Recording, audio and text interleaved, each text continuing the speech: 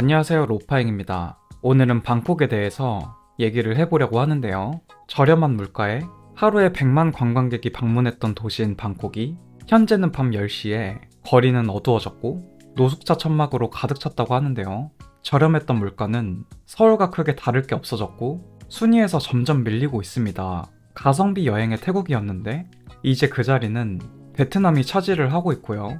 20개 이상 동남아 취향지 중에서 상반기 성장률 1위는 발리로 73.7%였습니다. 베트남과 푸꾸옥도 성장세이고요. 태국은 저렴한 물가 덕에 동남아 국가에서 인기 여행지였지만 올해 상반기 여행객 수는 전년 동기 대비 13.3% 줄었습니다. 이렇게 수치로 보더라도 이제는 한국인들의 인기가 식은 여행지가 되었는데요. 올해 1월부터 5월까지 태국을 방문한 한국인 수는 13만 9,156명으로 전년 동기 대비 6% 감소한 수치인데요. 방콕은 왜 이렇게 인기가 시들해지고 있을까요? 같이 보실까요?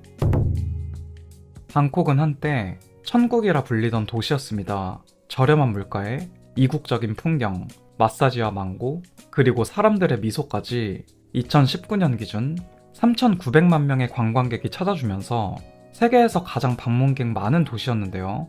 방콕의 야경부터 화려한 까오산 로드까지 하루 3만원이면 풀코스로 즐길 수 있었던 곳이었습니다. 국민 10명 중 1명이 관광업에 종사할 정도로 관광산업이 매우 중요한 나라인데요. 작년에는 태국이 선진국 클럽으로 불리는 OECD 가입 공식 절차에 돌입했습니다. 아시아에서는 한국과 일본이 회원국이고 태국은 아시아 세 번째이자 동남아시아 첫 번째 회원국 자리를 놓고 인도네시아와 경쟁을 하게 되었는데요. 보통 OECD에 가입하게 되려면 산하 22개 위원회 평가를 모두 거치고 회원국 동의를 얻어야 합니다. 가입 절차에 최소 5년에서 7년이 걸리게 되는데요. 높은 성장을 했지만 상황은 점점 애매하게 돌아가기 시작합니다. 먼저 코로나 팬데믹이 태국을 천천히 무너뜨렸는데요. 하늘길이 닫히기 시작하자 방콕의 거리에는 사람 대신 쓰레기가 쌓였습니다. 수천 개의 호텔과 식당이 폐업을 하면서 수많은 자영업자들이 파산 신청을 하게 되었는데요. 방콕 도심에는 슬럼가가 600여 개 이상 존재할 정도로 빈부격차가 심각합니다. 태국 상위 10%가 전체 자산의 80%를 소유할 정도이고 국왕이 존재하는 왕권 국가입니다. 한쪽은 리버뷰 고급 콘도에 살지만 다른 한쪽은 판자촌에 살게 됩니다. 길거리 음식 천국으로 불리는 태국 방콕에서 음식 노점상들은 위기에 몰렸는데요. 작년부터 노점상 수입을 확인해 세금을 부과하고 인도에 자리 잡은 상인을 모두 없애는 방안을 추진했습니다. 공공장소에서 판매 중인 노점상에게 세금을 부과할 예정이고 수입이 적어 과세 범위에 포함되지 않는 경우에도 의무적으로 소득 신고를 해야 하는 건데요. 나날이 늘어나는 노점상으로 인해 통행이 불편하고 길거리 음식 위생 때문이라고 밝혔습니다. 방콕을 세계적인 관광 명소로 만드는데 기여한 길거리 음식 노점상들의 자리는 위협받고 있고 젠트리피케이션으로 인해 높은 임대료를 감당하기 쉽지 않은데요. 올해부터는 방콕 거리에 한국인이 유난히 더욱 없었는데요. 현재 방콕 시장에 가보면 공실과 임대 문의가 많이 보이게 됩니다. 태국은 현재 경제 규모가 커지며 자산 불평등이 심화되었는데요. MZ 청년들은 정치 불신과 경제 비관을 하기 시작했습니다. 청년 실업률이 심각한 데다 부패와 비효율적인 행정에 대한 불만이 쌓여갔는데요.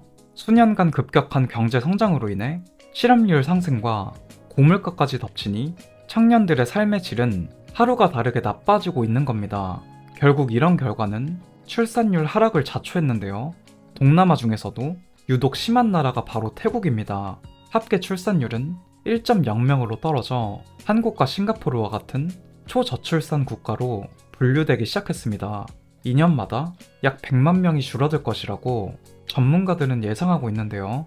청년들은 대학까지 나와도 일자리가 없고 점점 비관적으로 변했습니다. 국왕 또는 왕비에 대한 비판은 최대 15년형이며 시위 중 왕실 비판 시 체포된 사례도 다수 있습니다. 군부와 왕실의 밀접한 관계로 인해 쿠데타가 매우 잦은 국가인데요.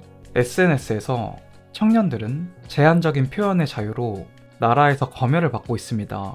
최근에는 방콕 버나가 쇼핑몰 앞에서 일면식도 없는 관광객에게 피해를 준 현지인이 뉴스에 소개가 되었는데요. 이를 구하지 못한 상태에서 당일 끼니를 굶어 스트레스가 극심했다고 합니다. 태국은 동남아의 일본을 꿈꿨고 동시에 중국의 자본과 관광객에 의존하며 경제를 키워왔는데요. 최근 태국은 중국인 관광객들이 대규모 사기 작업장 사건으로 인해 33%나 찾지 않게 되었습니다. 관광사기 피해 신고 증가율도 올랐으며 이 시기에는 무서워하는 관광객으로 인해 호텔 예약이 대거 취소되었습니다. 방콕 커뮤니티에서 항상 나오는 문제가 바로 친절함인데요. 태국은 습하고 더운 나라입니다. 가격은 비싸졌고 분위기와 친절함이 변했다는 건데요.